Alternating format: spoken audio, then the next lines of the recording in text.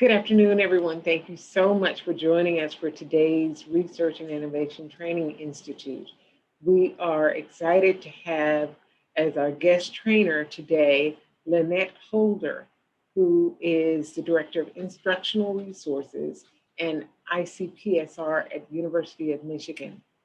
Joining us today, she will talk as part of a two-part series. The first in the series is ICPSR, Secondary Data in Research, and come back next week and we'll have the second part on ICPSR. Dr. Hoelter, thank you so much for joining us. Thank you, Karen, and thank you everyone who is joining us. I have been having some audio issues, as Karen well knows today. So please, if that happens, yell at me or yell at Karen and let us know. And also, I'm happy to take questions throughout. I'm really bad at watching the chat window while I'm also presenting. So if you could just shout out your questions, or maybe Karen, if you could watch that window. Got it. As Karen said, I'm Lynette Hoelter. I work at ICPSR. Let's just do, since I can see you all, can you do a show of hands if you've heard of ICPSR before today? You can either use your little animated hand or turn your camera on. Oh, great, 2 people, 3 people. Who knows what it stands for? Up, and the hands go down. Tyler, do you know what it stands for? Inter-University Consortium for Social Sciences and Political Sciences. Really, really close. It is the Inter-University Consortium for Political and Social Research. And if we were in person, I would have a little blinking ice cube and I would give it to you as your prize, because most people don't even know that much.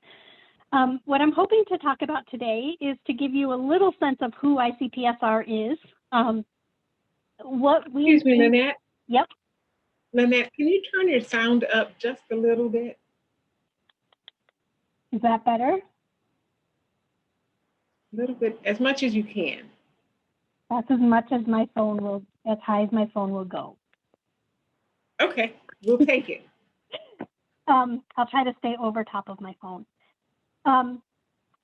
So we'll talk a little bit about what ICPSR means by secondary data, and then I'll give you a little bit of a tour of what's in the data collection that ICPSR makes available to you. And I'll briefly mention how you can share your data if you're doing data collection of your own. And then I'll just mention our summer program in quantitative methods of research. And as you've noticed, I am not a formal presenter, so I left time for questions at the end, but again, feel free to ask them as we go. I've also given these slides to Karen. You'll see as we go that there are a bunch that are just text and links. I promise I will not read them to you, but I think what you probably want will be the links, not to listen to me have to talk about them. So just know that that's available. So ICPSR is one of the world's oldest and largest social science data archives. We're about to turn 60. The sad thing was I was here when we turned 50, and I didn't think I would still be here. But ICPSR is a great place. We were founded in 1962 by some political scientists who understood that just making data available to people was not necessarily enough. So just after the founding of the organization, they began a summer program in survey methodology, or a summer program in quantitative methods of social research. So that's been going since 1963, and last I heard, we've got over 1,000 participants registered for this summer. It's all virtual, so this year is all virtual. ICPSR has over 16,000 what we call studies or projects, representing over 5 million variables. And I'll show you how you can search through the variables or the questions. almost 97,000 publications, and we are a consortium. So Prairie View A&M is actually one of about 790 member institutions that ICPSR has worldwide. We offer education and training, anything from webinars that are always free to teaching materials that people can use in their classroom, as well as the formal courses in the summer program. And then finally, we offer assistance with data stewardship. If you're thinking about collecting your own data and want some best practices information, you can also find that best practices for being able to share the data after you collect them. You can find those on ICPSR's website. Just to give you a general sense of what our collection entails, we like to say that we're social and behavioral sciences broadly defined. When it was started in 1962, we were the Inter-University Consortium for Political Research. Social got added in the mid-1970s, I believe. We decided just to stop adding letters, but our collection has not stopped growing in terms of the diversity of disciplines represented. We primarily have survey and other quantitative data types. I'll tell you a little bit more about what that means on the next slide. We have data about individuals all the way from early childhood through the oldest old. I believe we have some studies that talk about the process of dying and attitudes about euthanasia. So we even cover that stage of the lifespan. We have data about institutions, hospitals, schools, things like that, and also other entities. I often pick on our horse data. We have data about the heights of horses in the Habsburg era. So we also have Michigan fish and some pig cartilage data. So there's a variety of stuff in there. Our data range from really, really old to the present, with most of it being primarily covering maybe about the 1700s through the present. The study from 1194 is quite a bit older than most of the other stuff we have. That's about criminal prosecution. So if you're interested in that in the historical era, you can take a look at that study. Again, it's linked. We have both public and restricted use data. Public means that they're freely downloadable. You can find it on your computer and download it and get to work on your project right the same day. And we also have members-only data, which are available to people at institutions like Prairie View who make our data curation possible. We have curated and self-published data, and I'll tell you what that means in a minute. And we also have data that live, for lack of a better word, at ICPSR or in some clouds above ICPSR and other parts of the world. We also point you to data that are housed elsewhere. So we really try to, if there are data that we know of, we try to get you there if it's gonna help with your research project. Along with the data, we offer support. So this is part of that curation that I mentioned. We have a searchable database of publications that are based on the data that we hold. I'll talk a little bit more about that as we go. We have code books and documentation that help you understand sort of what the principal investigator may have been, what their goal was, what they were thinking, how they conducted the sample, things like that, as well as to know what variables are in the data set. Most of our data sets are easily downloadable into Excel or any other text reader, as well as our SAS, SPSS, and Stata.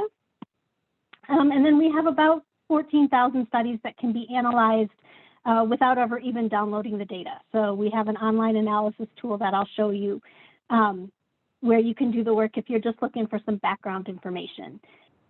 And finally, we have help for using the data. So there are FAQs throughout our website, contact information to talk to real live people. We have a YouTube channel that has all kinds of videos on it, and then classroom materials and some supports for students. You'll also notice if you go to our website that you'll find cats sprinkled throughout the website. This one is an image that comes up if you do a search and no results come. I want to say that this presentation is actually probably most beneficial for you if you do some searching and playing along with me. I don't expect you to be listening to and hanging on my every word. So if you're so inclined, I would encourage you to go to icpsr.umich.edu or put in any combination of those letters into Google and it should get to you.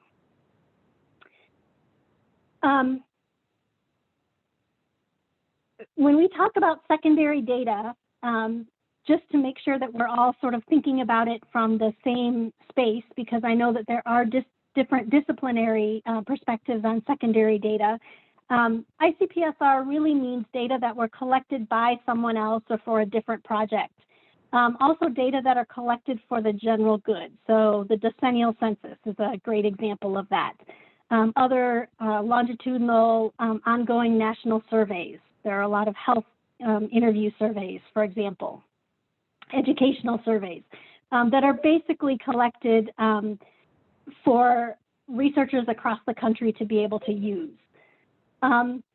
Administrative data is another form of secondary data. It wasn't necessarily meant for research in the beginning, but it's being used for research work more and more all the time. And finally, you might hear terms like non-designed data or naturally occurring data, organic data. That's the kind of things, the digital traces that we leave just by going through our lives. You may be wearing a Fitbit like I am that tracks your movement or lack thereof in my case. You leave a trail every time you buy something with a credit card or comment on something online. All of those can be sources of data. And because they weren't necessarily intended for research in the first place, they fall into that secondary data category. And the reasons for using secondary data are pretty varied, but the most common one is that collecting data yourself is really, really hard. And it's not only in terms of challenging, but it's really expensive, especially if you want to get something that's representative of a larger group of people. It's time consuming. So looking at secondary data as a first step is often a good way to get a larger sample, maybe samples that are more representative of the groups that you're interested in, because a lot of these large surveys will do oversampling of small populations. So maybe it's the National Survey of Family Growth that does oversampling of teens who become pregnant.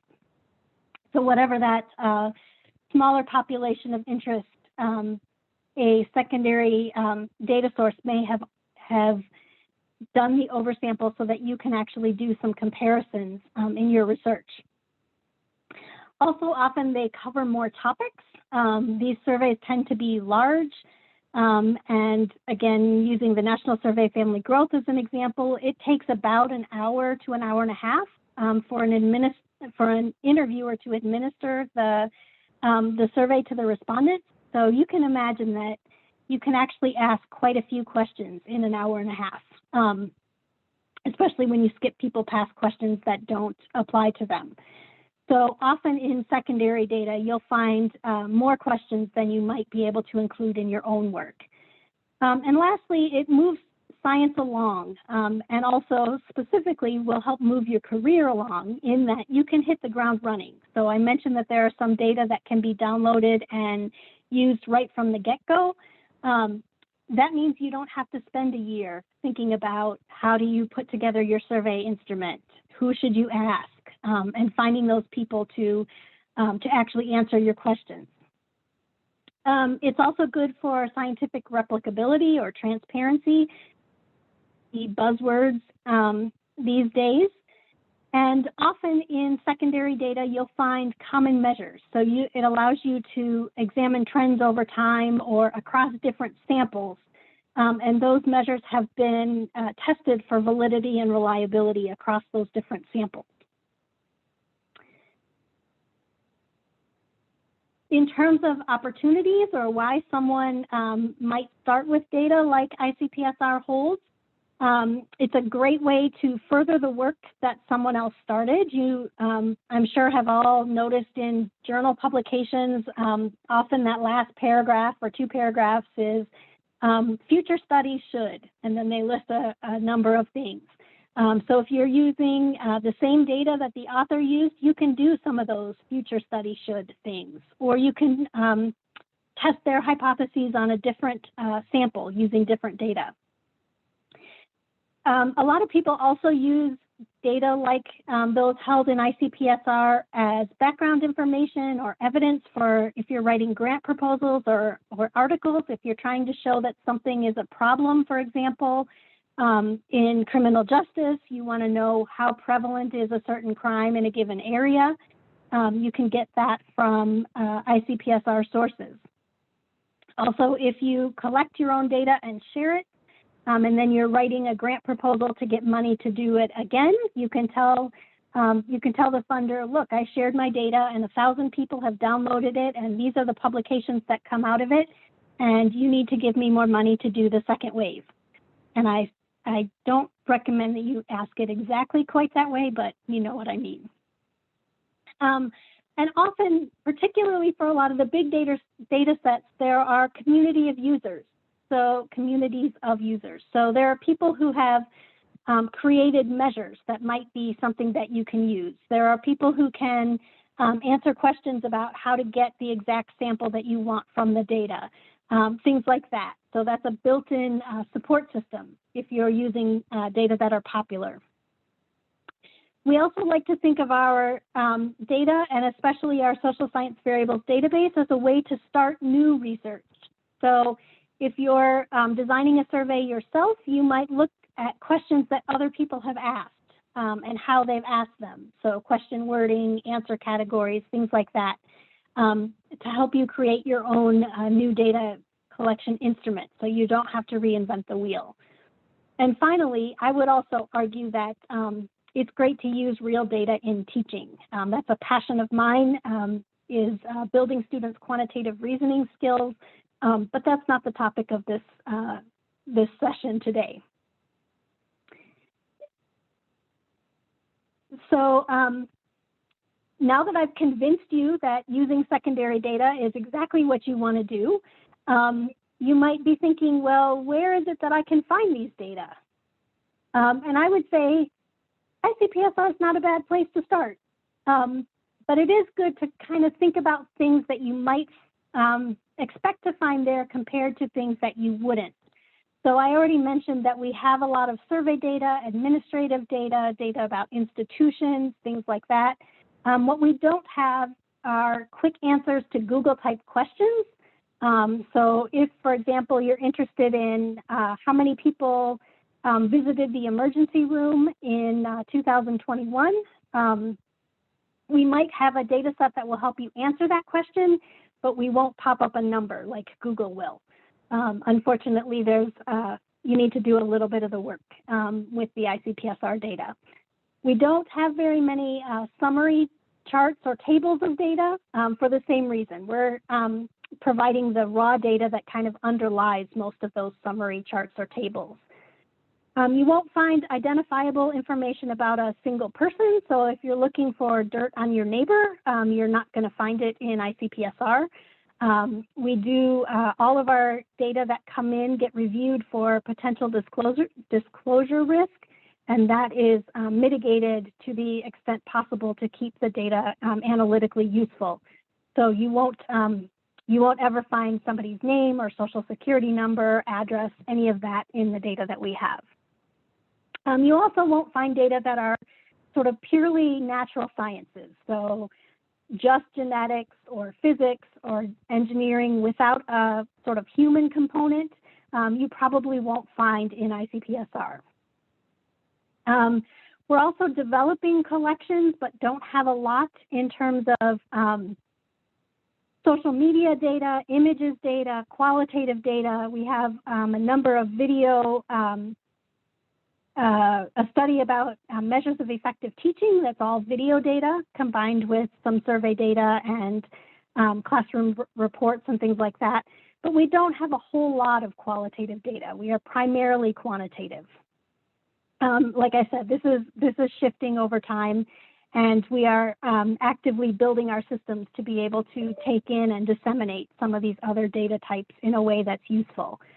One of the other things that people are often disappointed to find is that we don't have a lot of data that can be used in GIS or other mapping packages. And that goes back to that disclosure review thing that I mentioned earlier. One of the first things we often take off of data are geographic identifiers. ICPSR is a single organization, but we're made up of a number of different thematic collections or topical archives. And these are often funded by different government agencies or foundations. And so I wanted to give you sort of a sense of those topical collections, because if you're interested in a broad area, it's good to hit one of these websites and start there first as a good place to look for those kinds of secondary data that we were talking about. So I've got them grouped broadly by topic here, and in a few slides, show you some specific examples of studies that may be held within these thematic collections. All of the thematic collections that are listed here are data that are available to anyone because they have been funded by federal agencies or foundations. The only one that's not is the Resource Center for Minority Data under demography. That is comprised, they started primarily with data on racial and ethnic minorities in the US population, expanded to immigrants and minorities in other populations, and really lately have had a pretty strong focus on getting data about gender and sexual minority populations. So lots of interesting things, and those data are primarily members only. But again, your association with Prairie View means that you have access to all of that. We also have Open ICPSR, which is a self-publishing archive. If you are collecting your own data and need to share it, you can put it into a place like Open ICPSR. You document the data and upload the files, and then it's ready to go. We give you a persistent identifier. We tell you how many people have downloaded the data, things like that. But the reason that I put this image on the slide is that it shows you that we actually also have some other collections that are in that Open ICPSR. So we have a COVID-19 repository. We have FACTS is firearms among children and teens. NANDA is, we love our acronyms at ICPSR. NANDA is contextual data, largely from the census, but also from other surveys as well. So the caveat with data that are found in Open ICPSR is that they, whatever the researcher deposits is what you get. So if they don't document their research strategy very well, or if they give you a file that has very V1 and V2, excuse me, with no explanation, then that's what you'll get. Again, this is just to give you a sense of the breadth of data that people are looking for in ICPSR.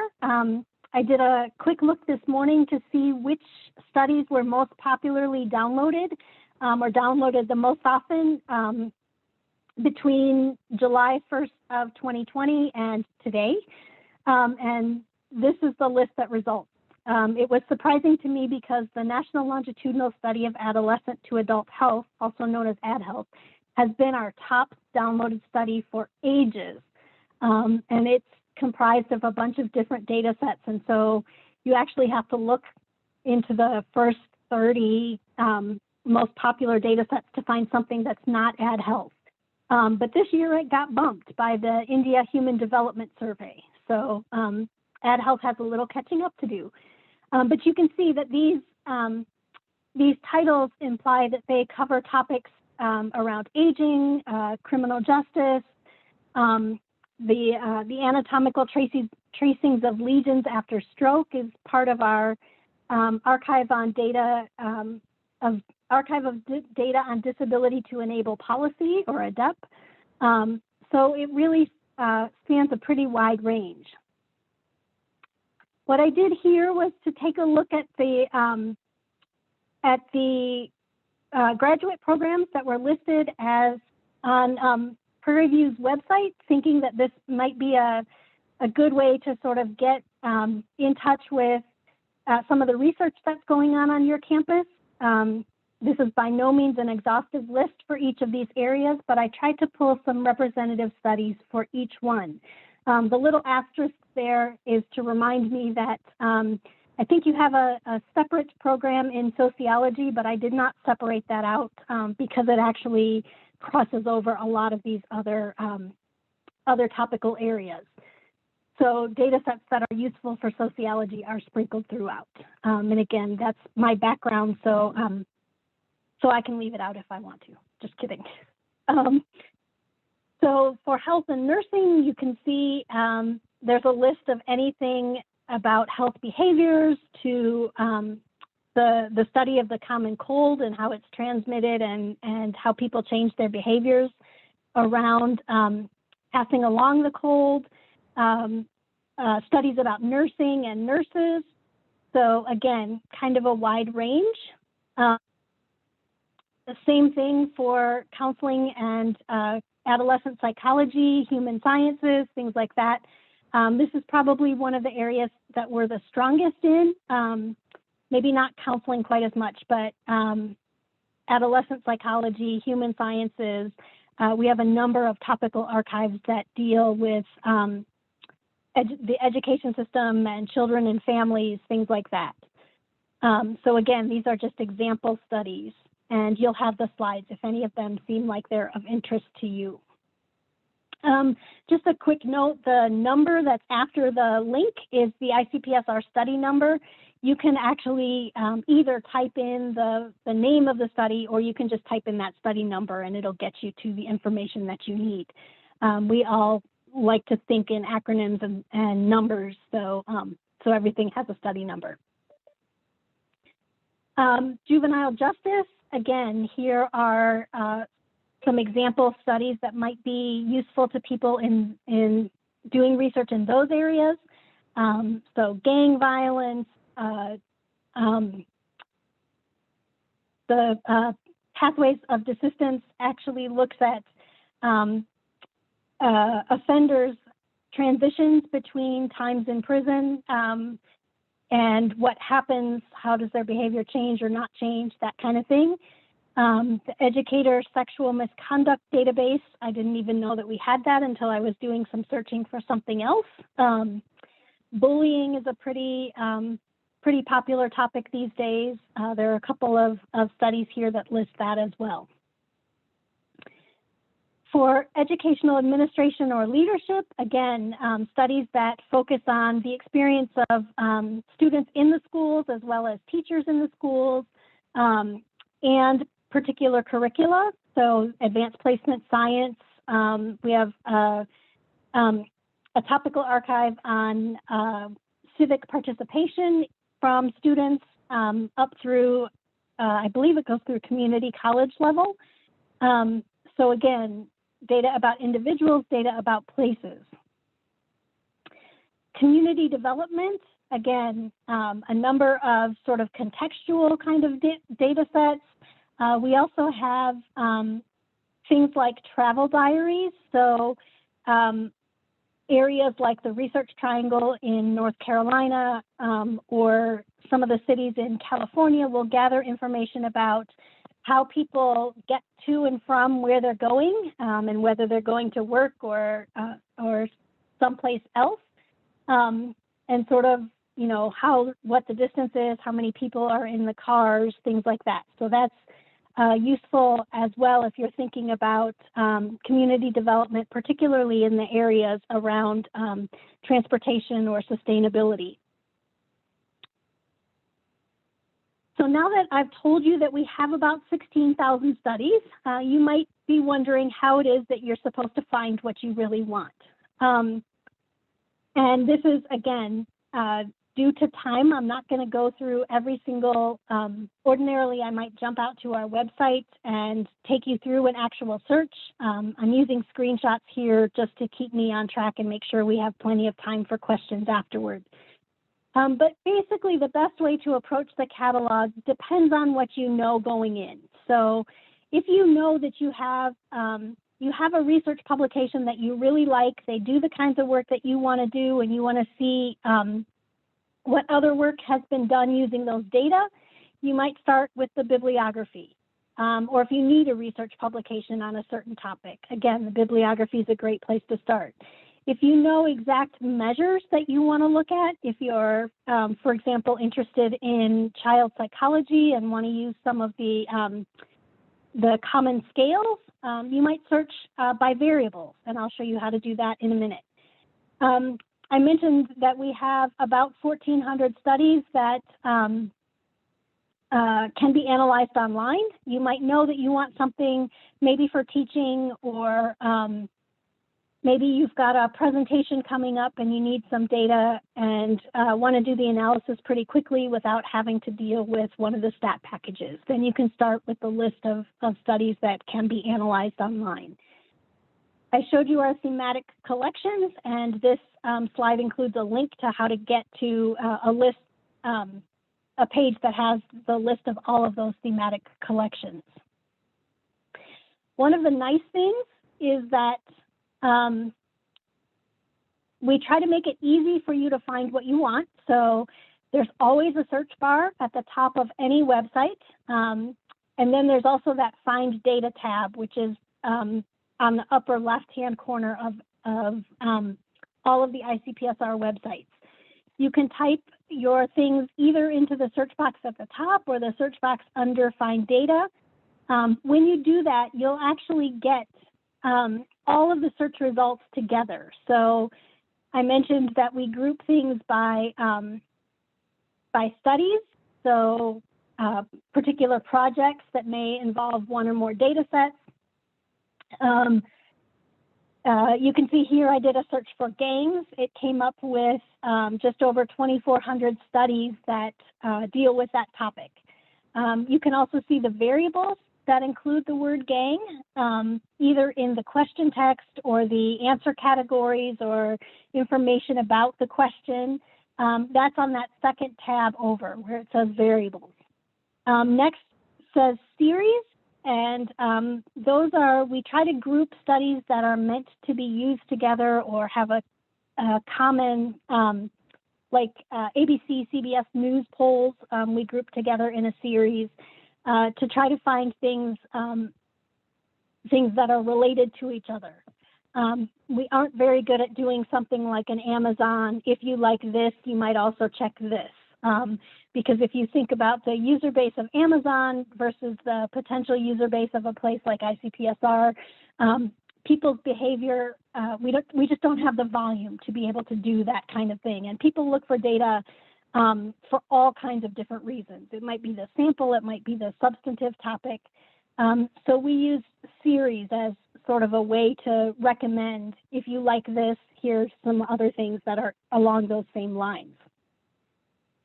Data-related publications are those, the bibliographic citations to things that were written based on our data. And then lastly, you can see there's a tab for ICPSR website. So we must have had the word gang mentioned somewhere on our website 4 times. And it's probably, we had a former intern who studied gangs, and I know that their posters are on the website somewhere, so it's picking it up from any place that's not data. For each data set, if you were to click on one of the study titles in that search results, you'll get a standardized, what we call a study homepage. So this is one of the studies from that search that I showed you on the last slide. And it gives you information about how to cite the study. We're very big on data citations. We always think that you should cite the data just as you would an article or anything else you use in your work. So we give you the citation. If you actually click on the Cite the Study link, it'll pop it up in a box. It's actually also lower on the project description page, and if you download the data, you get it again. So we try to make it easy for you. You also get information about the principal investigators, the summary of what's in the data, as well as if I could have shown you further down on that page, or if I was on the live website, you would have seen that there's information about the sample and the universe and the time period, the dates of data collection, things like that, that help you decide whether these data are something that you can use. And we'll actually spend quite a bit of time on the study homepage next week. But for this week, I was sort of focusing on letting you know kind of what's there. You also get the documentation and data tab, which is where you can download data that look interesting to you.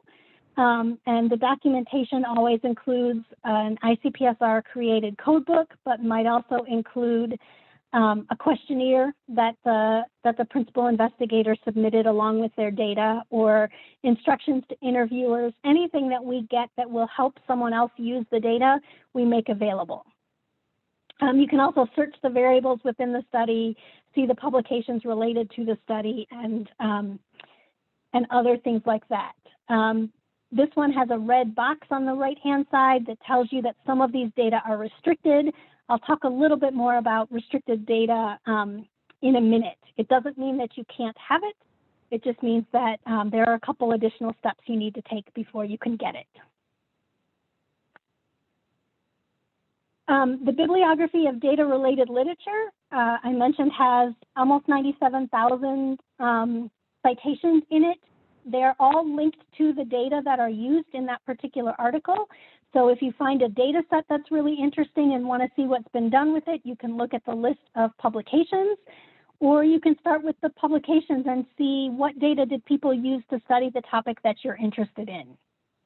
Again, trying to do a back and forth linkage between the products of research and the data that were used to create it. We also have a social science variables database. Whoops, and my slide did not advance. That allows you to compare and search for specific concepts or variables, questions in a survey across different data sets and also within data sets. So if there are more than one data set in a study, you can see the variables that are available for all of them. If you're doing the search from the main ICPSR page, it looks across all of our studies that have data at the variable level. Not all of them do. Most of the more recent ones do. We know that that's added value. It's also a lot of extra time and effort, so they always try to balance those two things. So not every study has variable level markup. But the social science variables database allows you to discover data that have the exact concept that you're looking for, especially if you're looking for multiple things in the same study. So if you're interested in women's employment, for example, you want to find a data set that includes a lot of questions about employment and a sizable sample of women. Maybe you're interested in racial differences, things like that. So more things that you want to look at before you decide that the data set is right for you. It also allows for comparison or harmonization across projects. And I mentioned earlier, it's really a good question bank for designing new research. I also love to use this with my students, just sort of a side note. For example, I taught a graduate course in family sociology, and we were talking about how what we ask changes what we know, or how what we know is based on the research questions that we ask. And I had them use the social science variables database to look up marital status questions and ask them to identify when cohabitation became a valid answer category. And it's in about the late 1970s, early 80s. And so I asked them, well, do you think that people really just started cohabiting in the late 70s? And they're like, well, no. And so then we had a conversation about, well, where would those people have put themselves before, and how does that impact what we think and know about the family? So again, just a different way to use the social science variables database. The online analysis tool, I mentioned there are about 1,400 studies. It may be close to 1,500 now, actually. But there's a link right on that Find Data page that allows you to list all of the studies for which online analysis is available. I should mention in the search results page that I showed you, if you're playing on the ICPSR website at all, you notice that there's a set of facets on the left-hand side. You can also narrow it down there by data set, by format, data format. So you can say, I want only data that are available with online analysis, or I want only data that are available in SPSS. You can limit it by the time period or particular subject terms, geographic areas, things like that, that help you kind of narrow down what you're looking for. I mentioned our thematic collections. You can get to them either using the link in the slides, or if you're playing on the website now and don't have the slides, it's in that drop-down Find Data menu. The search and compare variables is the social science variables database. The data related publications is the bibliography. And then the thematic data collections are that list that I showed you at the beginning of the presentation.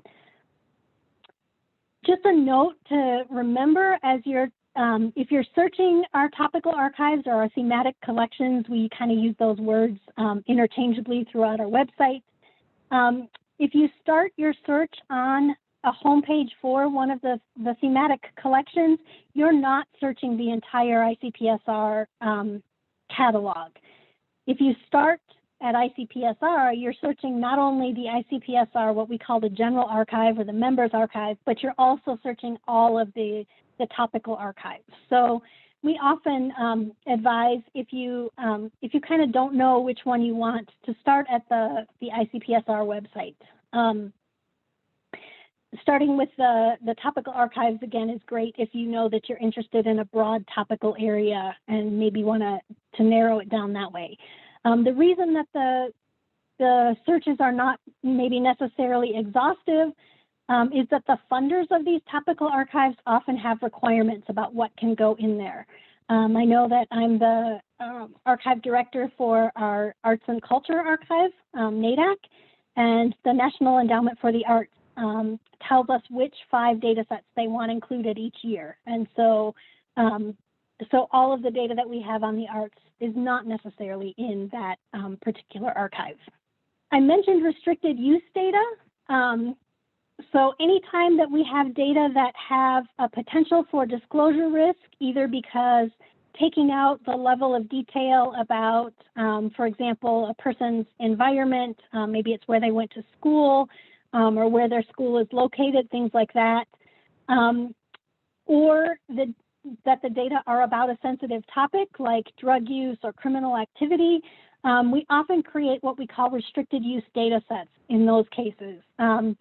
Where it would be, if we were to release it as a public data set, it may take out the utility of those data for studying a number of different topics. So we create the restricted use data set. You can get to restricted use data in a couple of different ways, and it again, it depends on the data set which ways are allowed. But our most common is an encrypted download. So you apply for data. And you're approved for access. You get a secure encrypted download key. You can, and a specified time period in which you can go get those data. You can download them and then use them from your own computer. We also have a virtual data enclave, which is where you're interacting with ICPSR's computers. You're sitting at your own computer, but you're virtually remoting in. So it's you can't connect to the internet, you can't copy and paste things, you can't do screenshots, again, just to protect the privacy of the data. And then finally, we also have a physical data enclave for the most restricted data, and that's where you actually have to come to Ann Arbor to use the data. And then from both the the virtual and the physical data enclave, any output that you generate has to be vetted before you can take it out. So you can't do it if you want to write an article the next day. You have to give us a little bit of time to vet the output, and usually that takes about a week. Access for restricted data requires an application. We do ask for a faculty member as a principal investigator. That doesn't mean that we don't trust graduate students or that we don't think that graduate students care as much about data privacy as faculty members. The reality of it is that faculty members are slightly, but pretty much just slightly, less mobile than graduate students. So you're given the data for a specific period of time, so maybe it's 2 years, and we need to follow up with you at the end of those 2 years to say, hey, did you destroy the data? We found it's much easier to find faculty members than it is grad students often. Sometimes you need IRB approval. Again, that's going to depend on the data set or the topical archive that it might be in. The application is actually, when you're granted access, it's an agreement between Prairie View and the University of Michigan. So it's not the individual investigator and ICPSR, for example. It's a level above that.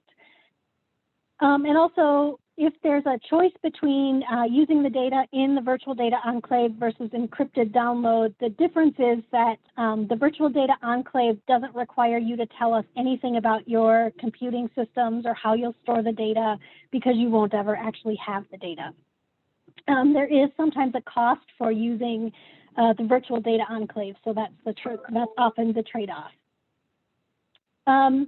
And then I also wanted to point out that ICPSR has what we call Research Data Gov, which is a portal for discovering federal statistical microdata that's restricted. So we just finished phase 1 of that project in December and started phase 2. So that website is going to change pretty dramatically, and the amount of data that's in it will change pretty dramatically. But the goal is based on an evidence-based policy act of 2018 or 2019. I've seen both years connected to it. Having one place on a single application platform for data from places like the census and the National Center for Science and Engineering Statistics. So all of the data from those federal statistical agencies will be discoverable, and you'll apply for access within that Research Data Gov. Again, those are data that aren't held at ICPSR, but we're pointing you to them.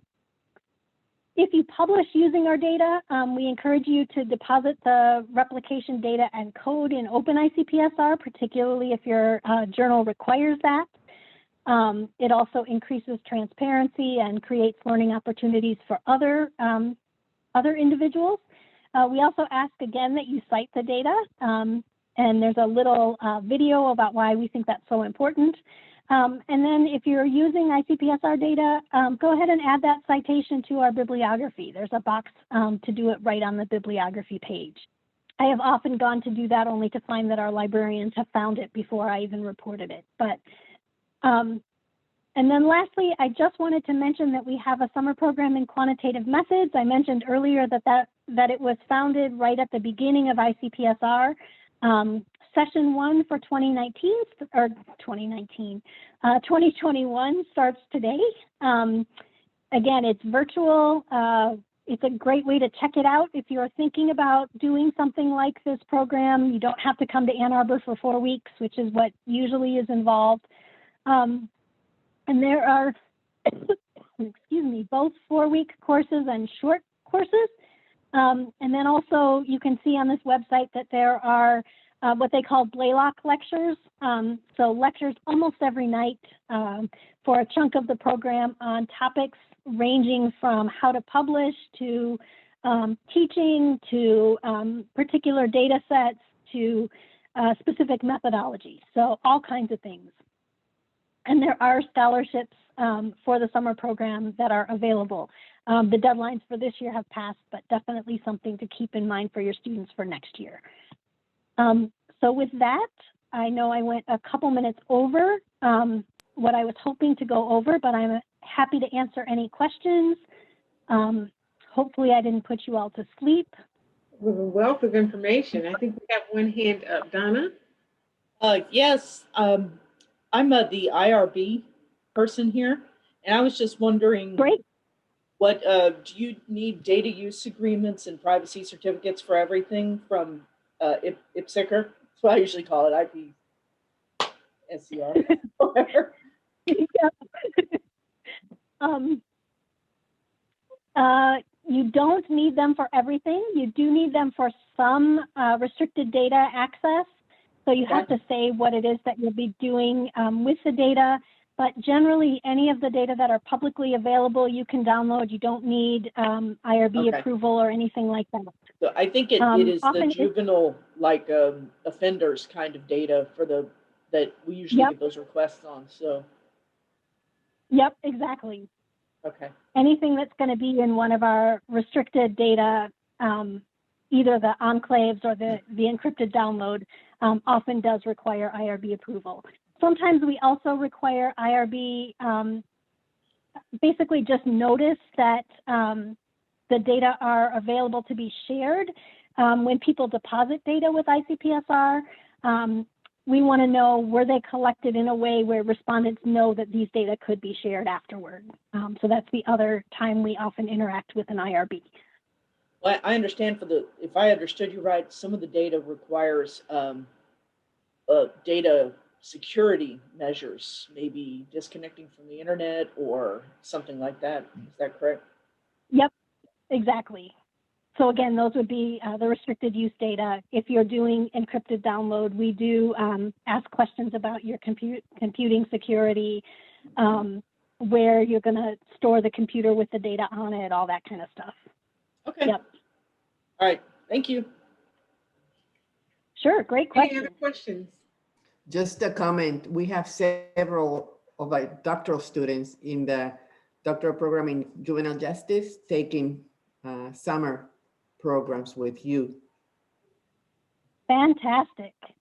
I know you also have people using our data, because I had one of your graduate students contact me because she wanted to use restricted data. So yes. I know that there are people on your campus who are using ICPSR.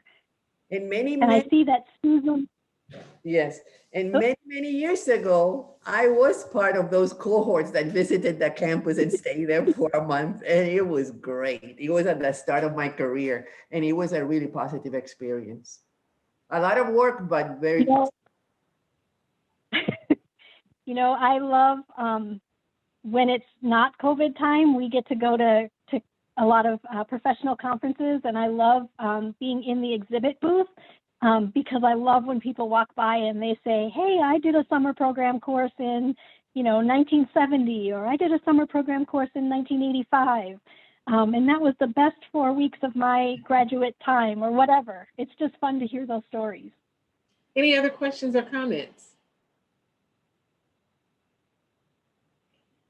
I'd like to encourage everyone to please complete the brief survey that is in the chat box. And Dr. Lynette Hoelter, thank you so much for joining us today for the RITI session. This has been great information, and we certainly look forward to next week's part 2 of ICPSR. You are very welcome, and I'm happy to take questions afterward. My email address is on the slides. If anybody thinks of something as they're, sleeping tonight or whatever. And next week, we'll talk a little bit more about the study homepages and the documentation and the information that you can find that will help you decide whether a study is correct for your project. Thank you. We'll look forward to it. Have a great day, everyone. Goodbye.